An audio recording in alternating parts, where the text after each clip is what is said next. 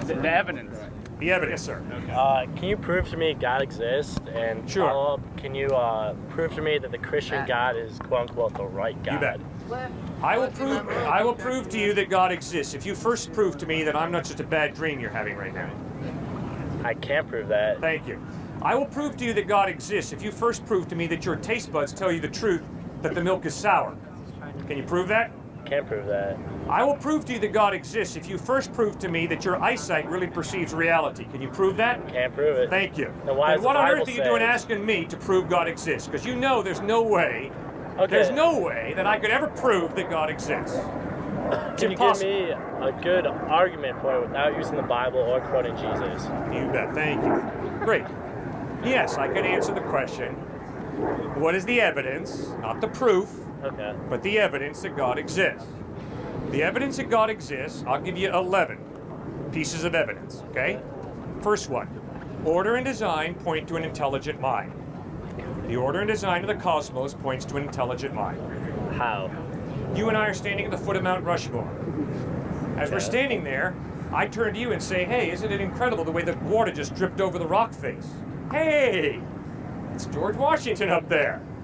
Wow, it's Teddy Roosevelt. Isn't it amazing the way the water, by accident, just carved out those heads on Mount Rushmore? It doesn't show anything. Yeah, it shows. It just shows that there's we happen to be an intelligent byproduct of evolution. No, you don't get order and design by chance, sir. Order and design point to a designer. Designer genes demand a designer. This guy's good. He's good. Okay. I don't like him, but he's good. All right. It's very simple. Second point. The universe is eternal. No, it's not. There's a Big Bang. Okay. So the universe is not eternal. The universe has a beginning. Everything that has a beginning has a cause. The universe has a beginning, therefore the universe has a cause. The best explanation is an uncaused cause. That's God. Third piece of evidence for God's existence, the anthropic principle. Life is balanced on a razor's edge. There are so many ingredients that go into allowing this earth to sustain life that it ain't no accident, sir. It's got to be an intelligent mind. If the earth was a little closer to the sun, we'd all fry. If the earth was a little further from the sun, we'd all freeze. Well, I mean, the galaxy is huge. I mean, chance says that there will be a terrestrial planet at some point that just happens to be in the right location, that's perfectly around the sun, and Point 4, the amount of information densely packed in the DNA of a single cell demands an intelligent mind. Every time you are confronted by densely packed information, there's got to be an intelligent mind. I feel like 3 of the points you've given me are just astronomical odds, and you're just quoting God as proof because it's just an easy way out. Why'd you use the word proof? Proof. Evidence. Evidence. There we go. Good. He's really good. Fifth point. I'm sorry. I don't like it. Charles Darwin pointed out that if something is irreducibly complex, the whole idea of evolution by chance and fate falls apart. I think there are more than enough examples of things that are irreducibly complex, as Michael Behe points out, the biochemist at Lehigh. Irreducible complexity shows that you cannot go from this stage to this stage to this stage to this stage, because in between, if that is missing, that never happens. What? Mousetrap, slab of wood, spring, hammer. You cannot evolve a mousetrap from a slab of wood. Mousetrap, slab of wood, and hammer.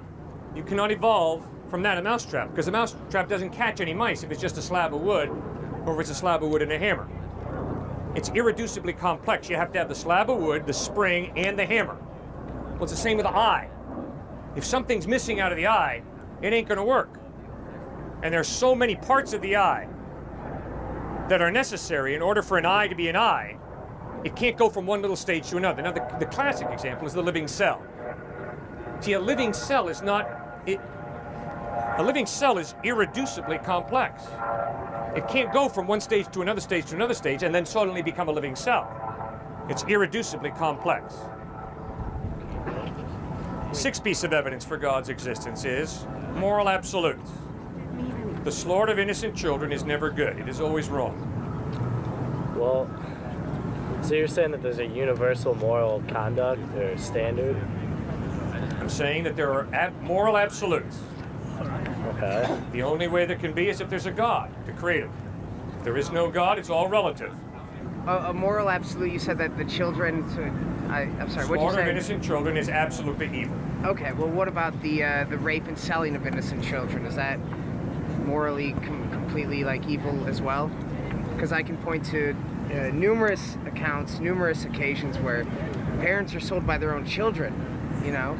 They're sold into slavery, and unfortunately, I'm from Toledo, which is known as like, apparently last week I was told by a group that Toledo has a lot of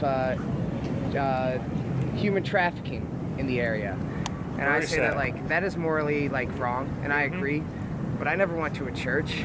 I think it's wrong to sell people because you're born with not a God-given right for freedom, but a given right by the government. Okay, great If point we were you're born, raising. if we It's were totally born irrelevant in to what I'm answering. Arabia, Totally irrelevant. I am not standing out here talking about churches or religion. This gentleman asked me, what's your evidence for the existence of God? Sixth point is, moral absolutes demand a moral lawgiver. Now, if you believe there are no moral absolutes, you're a moral relativist, then I don't have a point to make. Okay, then point 7. Okay? But I think every atheist friend of mine has moral absolutes. Because every atheist friend of mine looks into the face of the person who abuses children and says, you should not have abused that child. And when my atheist friend uses the word should, they're appealing to a standard outside of us and acting as if it's real. And the only way it can be real is if there is some God to create and define it. or society. Seventh piece of evidence for the existence of God is love. Our experience of love tells us that there is more to reality than simple matter and energy. There's this innate human being ability that we people have to genuinely care. Eighth piece of evidence, is that where we're at? 8? Right. Eighth piece of evidence is rational minds. Your rational mind points to a rational God. Why? Because it's preposterous to believe that the rational comes from the non-rational. It's ludicrous to believe that the rational comes from the irrational. And that's why Charles Darwin in 1883 wrote a letter to a man named Mr. Graham, in which he writes, if it's true that our minds are simply highly developed monkeys' minds, why do we trust them to tell us the truth about reality? Would you trust the thoughts of a monkey? He's struggling with epistemological nihilism. You can't know anything, because your mind is an accident. It comes from the irrational. No, your mind is not an accident. Your mind is so complex, it's amazing. It's far more reasonable to believe that your mind comes from a rational being than it is to believe that your mind comes from the irrational. Ninth piece of evidence. You as a human being have an innate drive for meaning in life. You're always attaching meaning to your life, so are we all. The only way there can be meaning is if there is a God who created you for a purpose. No God, life is ultimately meaningless. I mean, what if someone says there is no meaning to life, or like? Then I have nothing to say. But you know what you got to be doing. Okay. If life is meaningless, you got to be committing suicide. Because your life is totally insignificant. I've heard this argument. Okay. Well, Camus made the argument, okay?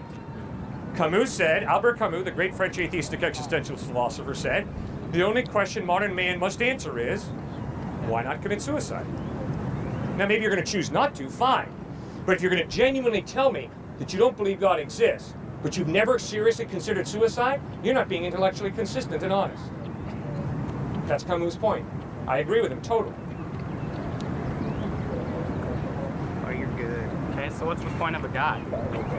See, if you the believe innate in a drive God- for meaning in life is an indicator that God is left within you and within me. You're created for a purpose, and you have this innate drive for meaning and purpose in life. But where does that drive come from?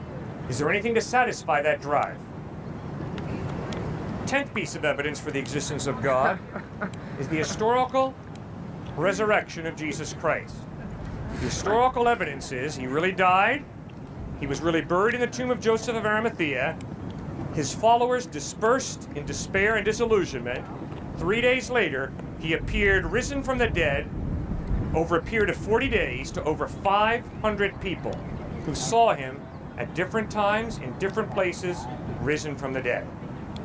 So those are 10 pieces of evidence, not proof, evidence that God exists. That's why I believe God exists. What was the 11th one? I forget. There are a slew of other ones, but all right, here's the 11th one. For me, because I've never seen life come from non-life. And you know what an atheist is believing? An atheist is someone who believes life comes from non-life. You talk about a blind leap of faith. That has got to be the biggest blind leap of faith I could ever imagine. To believe that life comes from non-life is incredible. Why? Because all of my observation tells me plant life comes from plant life, animal life comes from animal life, human life comes from human life. You never once get the animate from the inanimate. Never. But an atheist is someone who says, oh yeah, but there's one exception to all of this, Cliff. In the beginning, life comes from non-life. That's incredible that you could be so naive to believe that. Because all of your experience is life comes from life.